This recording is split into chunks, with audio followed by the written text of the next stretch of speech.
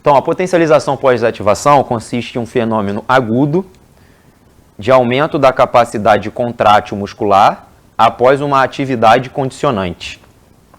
O que eu estou querendo dizer, basicamente, é o seguinte: o músculo de vocês, nesse momento, que está em repouso, que está aí quietinho, ele não está na sua melhor capacidade de produzir força e velocidade também, tá? Porque tem relação com taxa de desenvolvimento de força, potencialização pós-ativação. Ele não está na sua melhor condição, tá? E como que a gente melhora essa condição dele, por incrível que pareça, é estimulando ele em alta intensidade antes da atividade que a gente quer efetivamente melhorar a nossa performance. Então, por exemplo, o músculo de vocês, esse momento, ele está assim, ó, dormindinho. E aí, o treinamento de alta sobrecarga, de alta intensidade, gera uma perturbação em que a contração subsequente ele já está ligado. Então, ele já está pronto para recrutar de maneira mais eficiente após essa acordada que a gente deu nele, tá?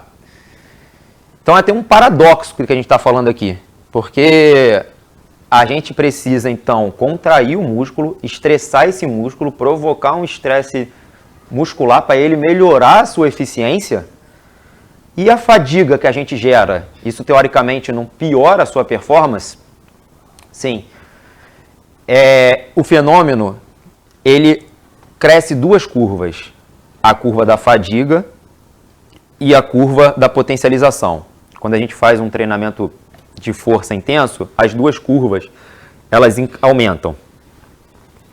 Aí, em algum momento desse estímulo, a curva da fadiga, ela começa a cair, mas a curva da potencialização, ela fica alta, se sobrepondo à curva da fadiga.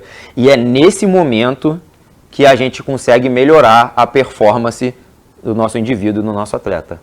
Então, existe um equilíbrio entre o quanto de fadiga você gera e o quanto você potencializa, né? Então, basicamente, a gente vai ver indivíduos que não vão ter a capacidade de potencializar. Por quê? Porque o estímulo estressou demais e ele, ao invés de melhorar a performance, ele piorou a performance. E vão ter indivíduos que vão condicionar, vão melhorar o aspecto de potência, de performance e vão saltar mais depois do estímulo do que antes em repouso, tá? Olha que interessante esse estudo. Esse aqui eram atletas de rugby e eles iam avaliar a capacidade deles no salto vertical, tá? No sprint de 5 e 10 metros. Sprint de 5 e 10 metros avalia principalmente a aceleração. E 3 metros no trenó também, principalmente avalia aceleração. Então, eles iam fazer cada dia uma avaliação dessas aqui. Mas o que eles iam fazer? Eles iam chegar um dia, avaliar o 3RM do agachamento. Então, agachamento, eles iam achar a carga máxima para 3 repetições. E aí, cada dia, eles iam fazer um teste. Então, no dia de teste de salto vertical, ele ia saltar, fazer o teste, achar o salto dele, ia fazer uma série de 3 repetições máximas, pesado, e depois ia saltar várias vezes. Aí, no outro dia, eles fizeram isso no sprint, e no outro dia, eles fizeram isso no 3 metros no trenó.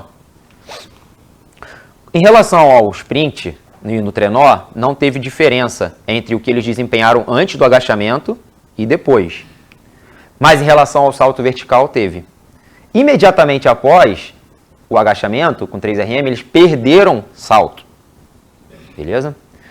Mas 4, 8 e 12 minutos, o salto foi superior ao salto que eles fizeram em repouso. Então, basicamente, o que aconteceu aqui foi o seguinte. Eles chegaram em repouso, o músculo dele estava dormidinho, igual eu falei para vocês. Aí ele fadigou, e a fadiga foi percebida pelo organismo, ele perdeu salto. Depois de 4 minutos de recuperação, a curva da fadiga diminuiu, mas a curva da potencialização permaneceu alta. E aí o que aconteceu? Ele melhorou a altura do salto. E isso se prolongou até 12 minutos, e em 16 minutos ele perdeu novamente potência, basicamente perdeu a potencialização. Então, já os efeitos já voltaram ao que era em repouso, tá? Então, a gente faz o que antes de fazer uma sessão de treinamento de força? A gente faz um aquecimento, certo? Esses aquecimentos, normalmente, né, envolve o quê? Chegar lá na esteira e botar o cara para caminhar 10 minutinhos, né? Mas a gente sabe que isso não é a melhor estratégia de aquecimento. E sabendo da potencialização pós-ativação, fazer um treinamento de força máxima, vai trabalhar 3, 4, 5 RM, não faz sentido nenhum chegar na primeira série e já botar essa carga. Porque o músculo ele não está na capacidade contrátil máxima dele. Não é uma questão de proteção do organismo contra a lesão, é uma questão de capacidade contrátil mesmo. Ele não está na capacidade máxima dele, tá? Então, você provavelmente só vai atingir o seu 1RM, aumentar o seu PR ou chegar em cargas mais altas após algumas contrações anteriores e condicionamento daquele músculo que estava dormindinho, beleza? O que justifica fisiologicamente esse potencial pós-ativação? Temos 3 principais correntes, sendo as 2 principais aqui as 2 primeiras, tá? A segunda até mais no âmbito da biomecânica, mas ela é menos evidenciada.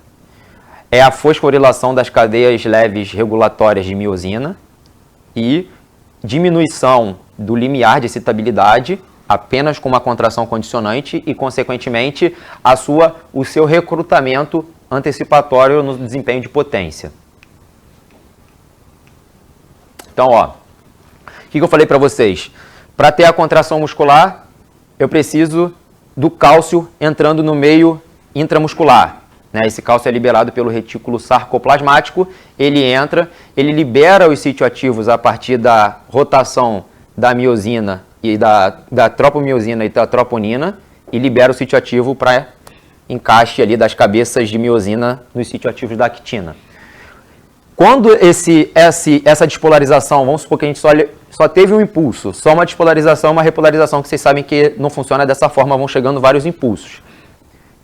Se eu tivesse só um, eu tenho a entrada do cálcio e esse cálcio ele não sai imediatamente. Ele fica, mas demora um pouquinho para sair. A gente precisa de algumas enzimas removendo esse cálcio do meio intramuscular. E esse cálcio lá dentro, ele gera uma perturbação no equilíbrio, na homeostase do músculo. Uma das perturbações a gente viu na outra aula, que é o quê? Sinalização para hipertrofia muscular. E outra perturbação é o quê? A ativação de algumas proteínas, né, algumas cabeças de miosinas, que são as cabeças de cadeias leves, que dificilmente a gente consegue imobilizá-las de maneira eficiente em uma primeira série de alta intensidade. Então, a gente tem com a entrada do cálcio a ativação de algumas enzimas que ativam essas proteínas. Então, a gente ativa as calmodulinas quinases e essas calmodulinas quinases ativam essas miosinas cadeia leve. E aí, consequentemente, a gente aproxima essas miosinas dos sítioativos. Quando a gente vai fazer um recrutamento, a gente interage mais miosinas, forma mais pontes cruzadas, justamente pela posição em que elas se encontram agora, só de estar mais perto do sítio ativo, tá? Então, basicamente, é isso que acontece com a entrada do cálcio. E aí, olha que interessante. Se eu tenho uma contração mais intensa, vou fazer um 3RM, como foi feito aqui no exemplo anterior, você tem 3RM, eu preciso recrutar mais unidades motoras, certo? A gente já viu isso aqui. Eu preciso de mais impulso nervoso chegando, certo? E se eu tenho mais impulso nervoso chegando, eu tenho mais o quê? Liberação de cálcio. Porque depende da liberação do cálcio, da entrada do cálcio para fazer a contração muscular, para formar as pontes cruzadas. Então, consequentemente, a contração intensa ela é mais condicionante do que a contração leve, justamente porque favorece o recrutamento de unidades motoras, favorece a entrada do cálcio e essa perturbação que a gente está falando aqui, ela ocorre em mais fibras musculares, em mais sarcômeros, tá? E uma outra explicação tem a ver justamente com esse estímulo contrátil intenso. Então, a gente estimula a unidade motora, a gente estimula um grupo de unidades motoras que a gente está recrutando. Quando a gente vai fazer uma atividade principal, como por exemplo saltar, igual a gente viu no exemplo anterior que os caras melhoraram o salto, as fibras musculares já estão mais prontas. Então a gente melhora a taxa de desenvolvimento de força porque a gente consegue mobilizar de maneira mais precoce as fibras musculares e elas participam do salto, fazendo com que o indivíduo salte mais, tá? Então, a gente diminui o limiar de excitabilidade fazendo uma atividade condicionante prévia à atividade principal. Bom, aparentemente, alguns testes de potência funcionam melhor para mostrar esse efeito. Sprint parece que é a melhor forma de a gente ver a manifestação da potencialização na performance. Então, basicamente, o indivíduo ele faz um trabalho de força antes, vai sprintar, ele sprinta melhor.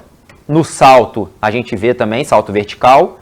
Nos trabalhos de membro superior, como qualquer outro exercício balístico de membro superior, como está lá no Smith, vai empurrar a barra, ou no arremesso de ball, né, alguma bola, a gente já vê um efeito mais modesto. E por quê?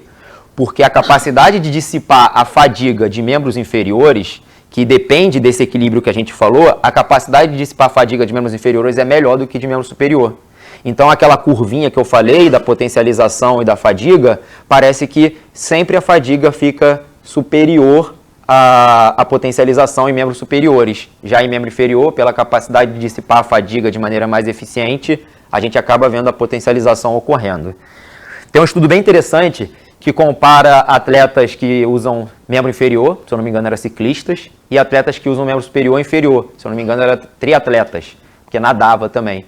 O triatleta ele respondeu bem à potencialização em membro superior e inferior, e os ciclistas só em membro inferior. Então, uma das coisas que influencia se o indivíduo vai potencializar ou não é o nível de condicionamento daquele grupamento muscular. Então, o que a gente tem visto é que os indivíduos mais fortes são os que potencializam mais. Atletas são os que potencializam mais. Então, indivíduos destreinados ou moderadamente treinados, eles não potencializam tanto. Tá? Por quê? Porque a curva de fadiga sempre fica acima da capacidade de potencialização. Consequentemente, ele não consegue potencializar. Tá? Como é que a gente faz estímulos condicionantes? A literatura ela é bem vasta em afirmar que exercícios dinâmicos como agachamento, terra, hip thrust, de alta intensidade, poucas repetições e muita sobrecarga, são mais efetivos. Mas nós temos evidências bem robustas, inclusive a gente desenvolveu várias pesquisas já no laboratório, com movimentos de velocidade, de potência, gerando potencialização também. Então não é só estímulo de alta intensidade, mas um estímulo de baixa intensidade de forma balística pode também ajudar na potencialização. Beleza? E, professor, você falou que imediatamente após ele perdeu potência, tem uma janela ideal? Tem. Quando a gente vê potencialização, a gente vê essa potencialização ocorrendo em torno de 7, 10 minutos após uma atividade condicionante. Tá? Atletas podem apresentar esse comportamento um pouco mais precoce, com 3 até 7 minutos a gente já vê atleta potencializando. Agora, quem não potencializa muito bem é indivíduo destreinado. Então, assim, para indivíduo destreinado, esse efeito fisiológico benéfico parece que não ocorre muito bem. Tá?